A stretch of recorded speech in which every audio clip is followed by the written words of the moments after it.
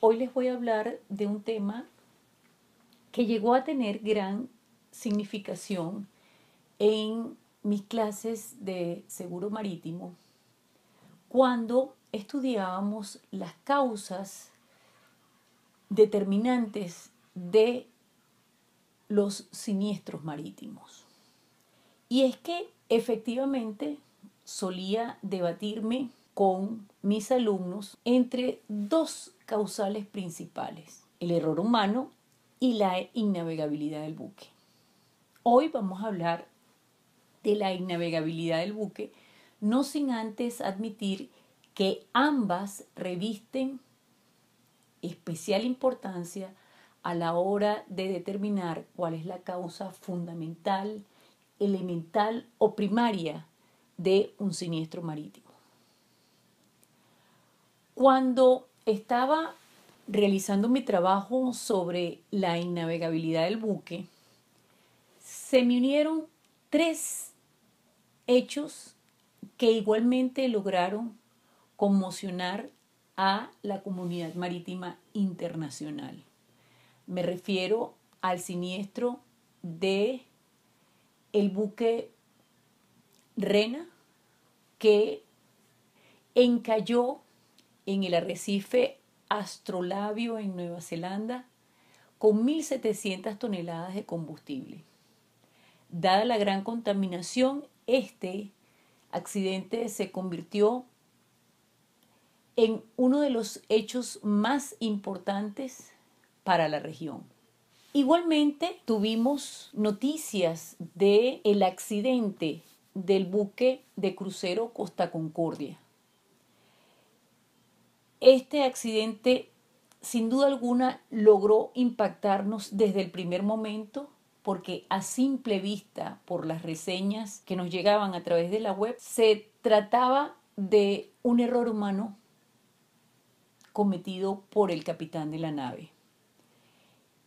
Este accidente tuvo un registro de 32 fallecidos, 64 heridos, 3 de gravedad, y 4.234 personas que tuvieron que ser rescatadas, tomando en cuenta no solamente a los pasajeros, sino también incluyendo a la tripulación. Efectivamente, hubo daños materiales para las partes que se vieron afectadas por este hecho. Y por último, se nos unió como una suerte de musa inspiradora la celebración o la conmemoración de los 100 años del Titanic. Efectivamente, este es el siniestro que tiene mayor presencia en nuestra memoria, tal vez por la epopeya romántica que se llevó a las pantallas de cine y que logró con éxito evocar los últimos días de este hermoso transatlántico británico, el cual puso fin a su vida útil en su viaje inaugural y hoy yace en las profundidades del Atlántico Norte.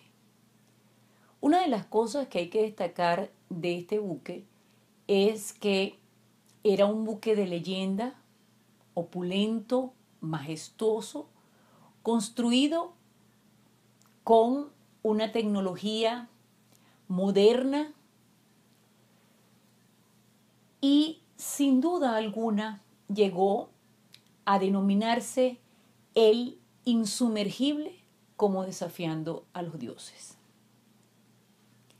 Cada vez que ocurre un hecho como este, que logra tener estas consecuencias tan catastróficas, inmediatamente entonces surge la necesidad de vigorizar las normas que controlan el tráfico marítimo y de vigorizar las normas que garantizan la seguridad de la vida humana en el mar.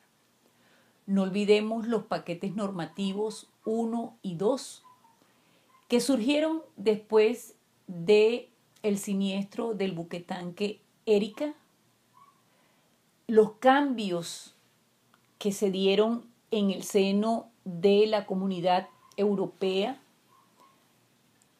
una vez que se produjo la tragedia del Prestige y por supuesto los cambios que se dieron a nivel de convenciones internacionales después de el naufragio del Titanic. Obviamente hemos escuchado entonces a lo largo de todos estos años la necesidad de responsabilizar o de establecer algún culpable de estos hechos. Inclusive, después de la tragedia del Prestige, se logró hablar hasta incluso de la criminalización de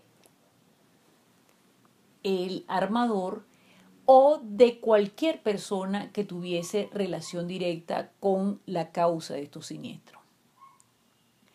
Partiendo entonces de la relevancia que tiene la innavegabilidad del buque y de las consecuencias que puede generar esto, vamos entonces a definir qué es un siniestro. Un siniestro no es otra cosa que un acontecimiento desgraciado que causa una catástrofe o un perjuicio muy grave y que en seguro se define como la ocurrencia de un hecho establecido en el contrato póliza que una vez producido el daño genera la indemnización por parte de la aseguradora. Es decir, que es la materialización de un riesgo tipificado en la póliza y que da lugar a una de las principales obligaciones que tiene la aseguradora frente al asegurado, que es la indemnización. Una vez que ya tenemos más o menos un panorama que nos ubica dentro de la importancia del tema, vamos a hablar de la navegabilidad del buque. Necesitamos conocer cuándo un buque es navegable. Y si revisamos los antecedentes de esta condición, vamos a encontrar que ya en el digesto se establecía que la nave debía llevar un timonel. Es decir, que con esta norma, por primera vez, entonces, se obliga a realizar el viaje con una tripulación adecuada. En el Código de las 7 partidas se establecía que el patrón prometía y garantizaba al mercader llevar la nave bien provista, es decir, con velas, jarcias, mástiles, aparejos, anclas y todos los demás pertrechos convenientes y que fueran necesarios para que la nave pudiera realizar el viaje. En el derecho, bueno, ya aquí podemos entonces decir que la navegabilidad o la dotación del buque estaba en función de la carga y del viaje que tenía que realizar. Eso es muy importante destacar. Luego en el derecho romano se establecía que las naves debían estar calafateadas y reparadas, por lo que se exigía el presupuesto de la estanqueidad y efectivamente de que la nave estuviera bien dotada, inclusive con todos los pertrechos necesarios y con una tripulación conveniente, capacitada, suficiente en número. En el derecho medieval, específicamente en el Consulado del Mar, se establecía entonces que la nave debía hallarse fuerte y segura, por lo tanto, reafirma la necesidad de que debía tener buenas condiciones. Cuando revisamos las ordenanzas de Colbert de 1681, encontramos una frase en la norma que establece que la nave debe estar bien lastrada, cargada, provista de anclas, pertrechos y aparejos y de todas las cosas necesarias que se requieran para navegar. Merece especial atención que si bien es cierto que en ninguna de estas normativas que hemos estado reseñando había un concepto de navegabilidad, lo cierto es que con el Código Napoleónico se acuña por primera vez un concepto de navegabilidad que efectivamente recoge todos estos presupuestos, pero además se establece que el Estado tiene la obligación de controlar y garantizar la condición de los buques. Eso es un hecho muy importante que hay que tener en cuenta.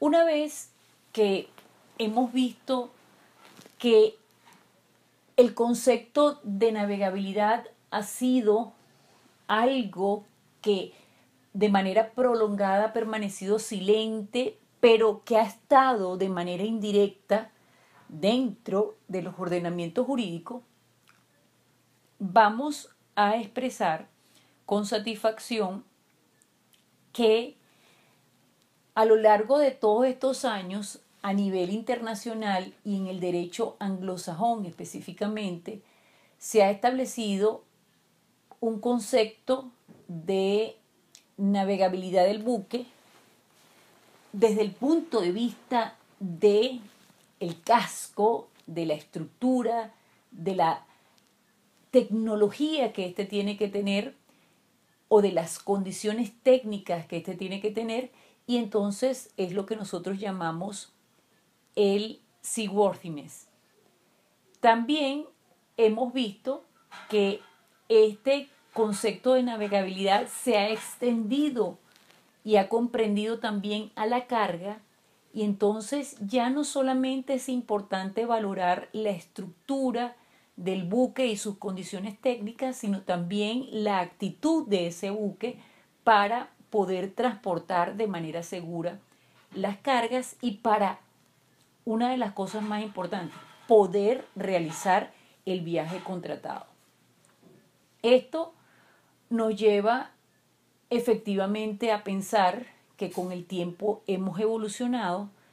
De hecho, hay una sentencia de 1926 en la Corte inglesa. Se estableció que para que un buque sea navegable no necesariamente tiene que hablarse de un buque perfecto, de un buque nuevo o de un buque moderno.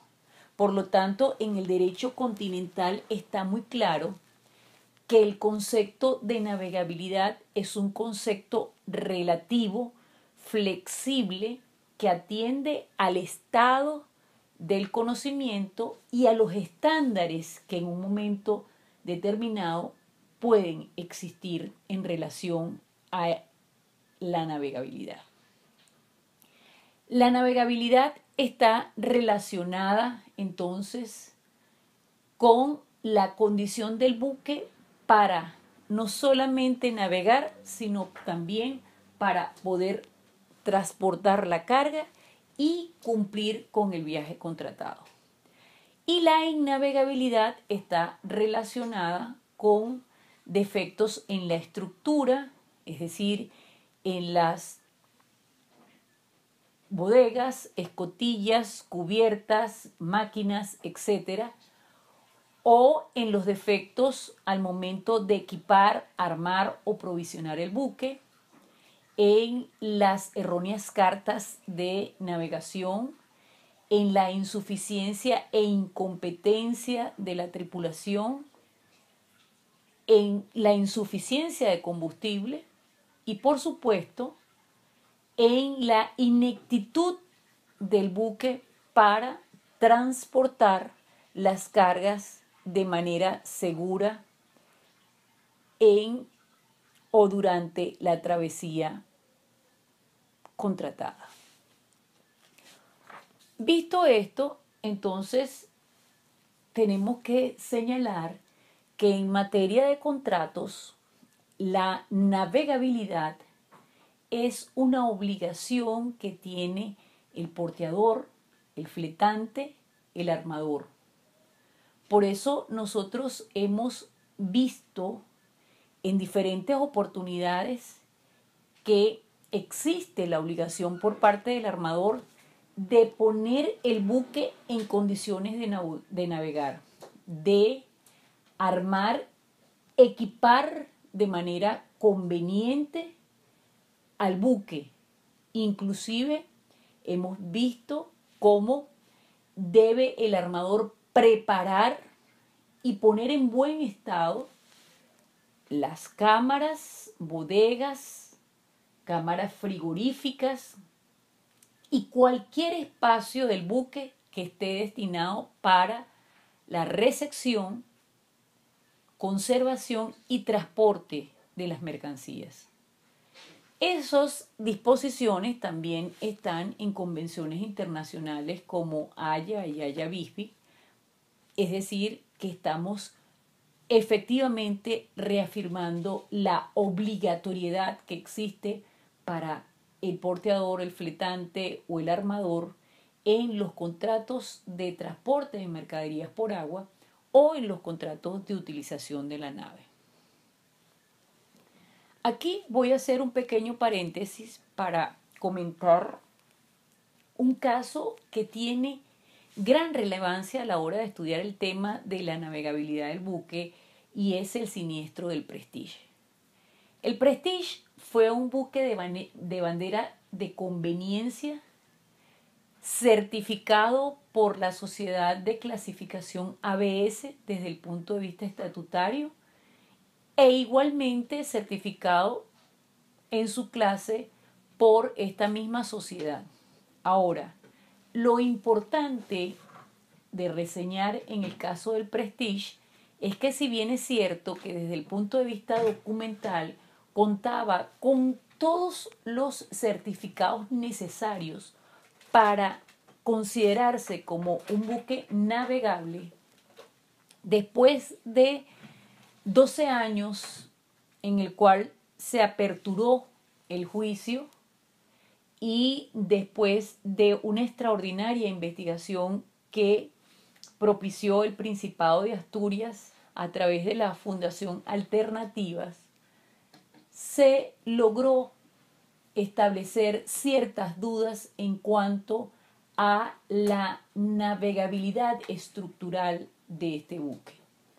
Por eso podemos decir que efectivamente no necesariamente un buque que está certificado es un buque navegable desde el punto de vista estructural o desde el punto de vista operativo o desde el punto de vista técnico o desde el punto de vista comercial.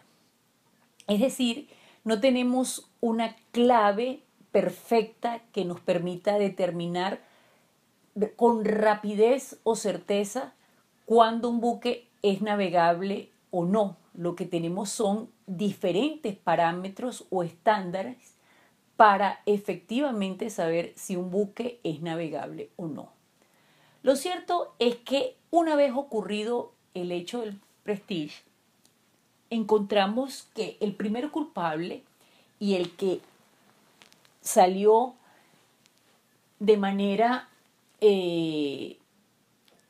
escandalosa en las páginas web y en todos los periódicos del mundo fue el capitán Mangouras, a quien se le criminalizó de la contaminación y de la tragedia ocurrida que afectó no solamente a Galicia, sino también a costas de Francia y Portugal.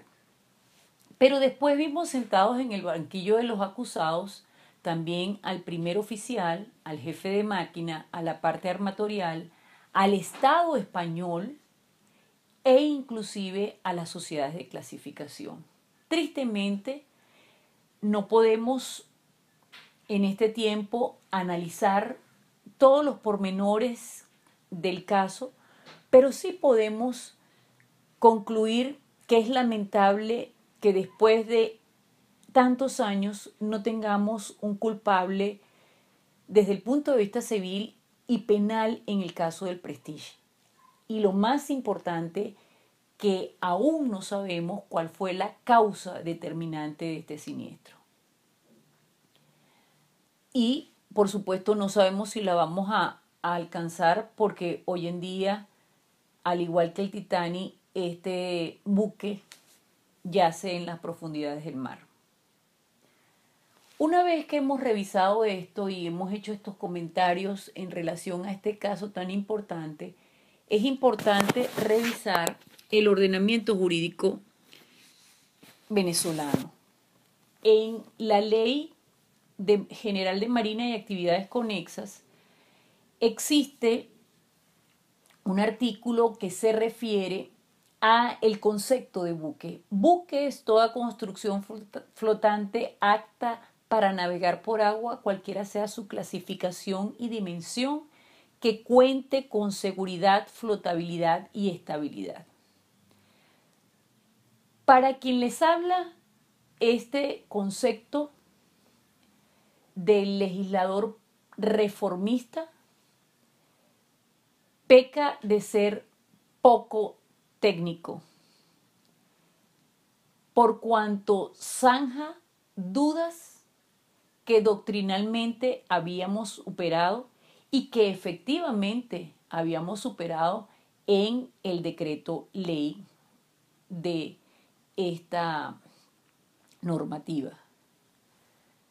Que un buque sea navegable no necesariamente tiene que tener estas tres características o estos tres elementos técnicos. Eso lo vamos a ver más adelante. Lo que sí es importante confirmar es que la navegabilidad es un concepto técnico jurídico. Por lo tanto, no tiene que ser reafirmado en la norma. La navegabilidad implica solidez del casco. Es decir, el buque debe tener un casco robusto, capaz de resistir todas las acciones de los diferentes estados del mar. Suficiente también este casco para soportar los pesos transportados y además de lo que estableció el legislador patrio, necesita entonces estanquidad, velocidad, estabilidad, autonomía de gobierno, flotabilidad, etcétera, etcétera. La navegabilidad entonces es el adjetivo que define al buque y el valor protegido por el ordenamiento jurídico. Pero además se convierte en la llave del sistema de seguridad marítima y en el talón de Aquiles de armadores y navieros.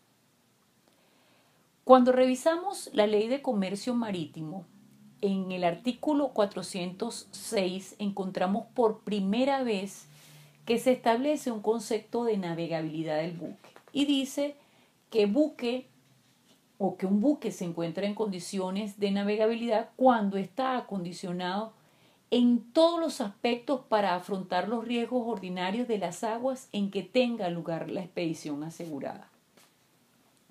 Luego, cuando revisamos el 405, que se refiere a las pólizas por viaje, encontramos que en una póliza por viaje existe garantía implícita de que al comienzo del mismo el buque estará en condiciones de navegabilidad a los fines de la expedición particular asegurada.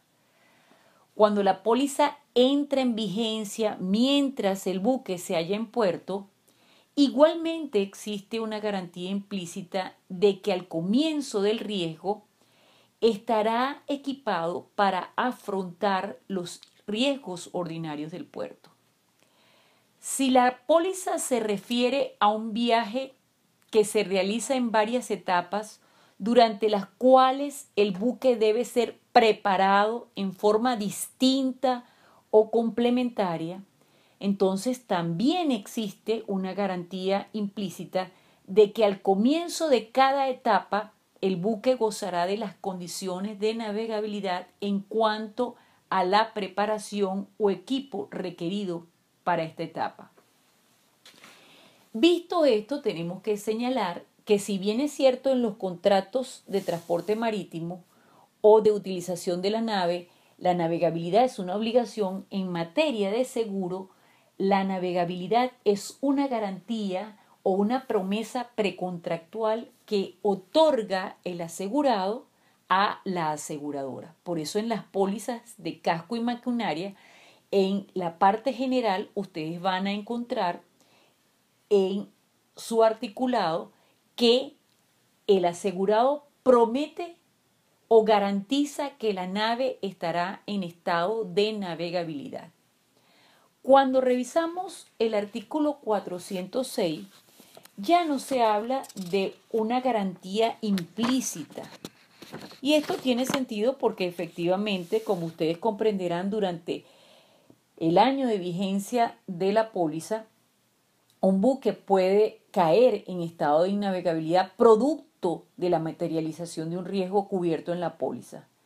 Pero si con el consentimiento del asegurado el buque sale a navegar en condiciones de innavegabilidad, el asegurador no responderá de ninguna pérdida atribuible al estado defectuoso. Así lo establece el artículo 406. En las pólizas de carga A, B y C encontramos que en la cláusula 5, que le es común, se establece igualmente que en ningún caso este seguro cubrirá la pérdida, daños o gastos originados por la innavegabilidad de la nave, la ineptitud o falta de idoneidad de la nave para transportar las cargas. En este sentido, podemos concluir que una nave sea navegable significa entonces que su estructura, sus condiciones y equipos están adecuados para afrontar los peligros ordinarios del viaje que emprende. Es muy importante que nosotros tengamos en cuenta que la navegabilidad engloba varios aspectos. El aspecto documental, a través de las certificaciones, el aspecto estructural o técnico, que ya vimos que corresponde a las condiciones específicas del buque, a la operatividad y en este sentido a la capacidad o a la actitud que tiene el buque para transportar las cargas y efectivamente a la parte comercial. ¿Por qué? Porque el buque debe estar equipado, armado y provisto para poder realizar el viaje que ha sido contratado y de manera satisfactoria. Muchas gracias.